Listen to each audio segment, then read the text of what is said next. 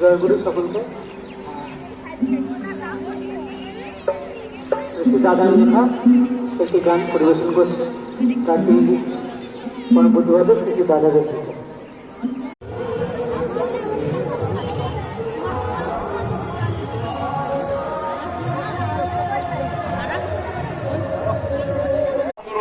বংশধর রেডিও শরীরে সত্য থেকে নিরন্তর এর এক্সপ্লেনেশন অনেক রকম হতে পারে, কিন্তু আমি আচার্যদেবের সঙ্গে মেলামেশা করে বা তার 2-4 বার তার আশীর্বাদ পালন করে দেখেছি।